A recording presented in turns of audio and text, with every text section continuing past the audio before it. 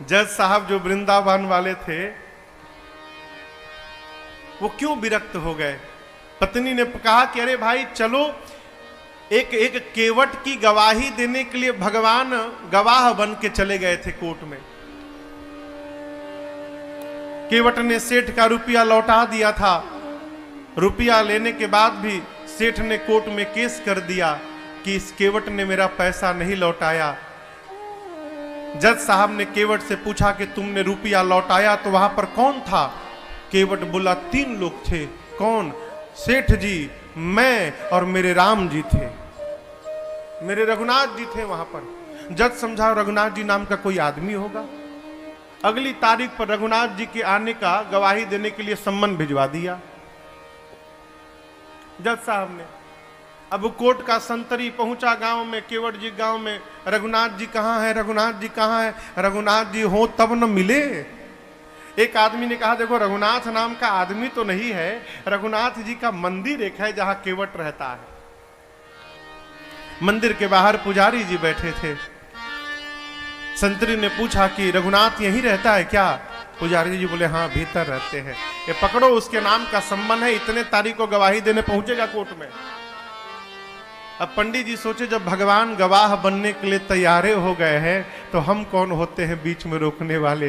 पंडित जी सम्मन ले लिए और ले जाकर ठाकुर जी के चरणों में रखकर बोले प्रभु आज तक आपके लिए मिठाई आया, आज तक आपके लिए आभूषण आए, आज तक आपके लिए वस्त्र आया, पहली बार प्रभु आपके नाम का कोर्ट से सम्मन आया है।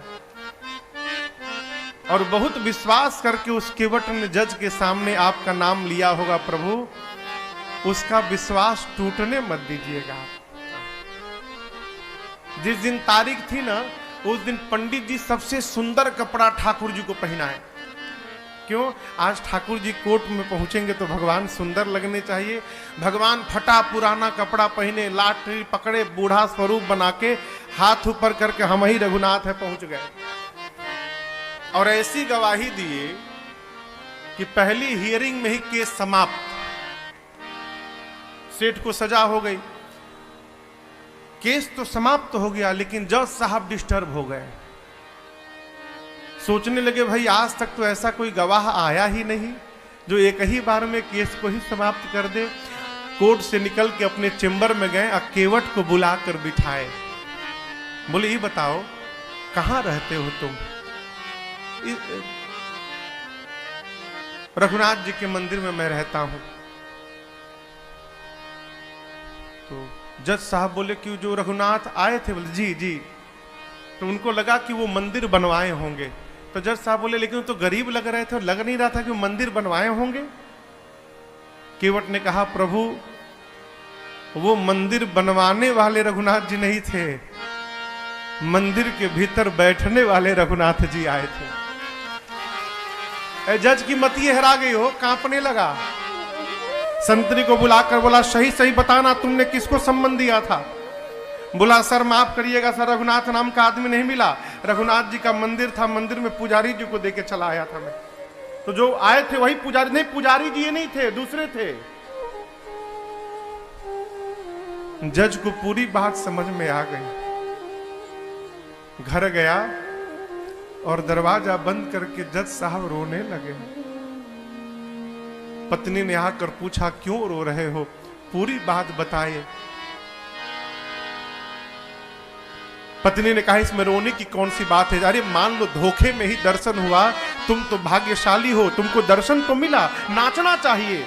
बोले इसलिए नहीं रो रहा हूं कि राम जी चले गए, इसलिए नहीं रो रहा हूं। मैं इसलिए रो रहा हूं, अरे कुर्सी पे बना जज मैं बैठा रहा, जगदीश खड़े समझाते रहे। जिनकी अदालत में पूरी दुनिया जाकर खड़ी होती है, आज उनको मैंने अपनी अदालत में खड़ा कराया। ऐसा वैराग्य चढ़ा हो जज साहब को, उसी समय रिजाइन दिए, सब घर परिवार छोड़कर चले गए वृंदावन। और ऐसा कहते हैं जब तक थे कभी बैठे नहीं वृंदावन में, खड़े रहे। लोग कहते थे बैठते क्यों नहीं आप? बोले मेरी यही सजा है, मैंने भगवान को अपनी अदालत में खड़ा करा के रखा था, अब मैं भगवान के धाम में जब तक जीवित रहूंगा तब तक मैं खड़ा रहूंगा, अब मैं बैठूंगा नहीं। कभी भगवान किसी रूप में आ सकते हैं माई बाप, आपकी आस्था वैसी होनी चाहिए।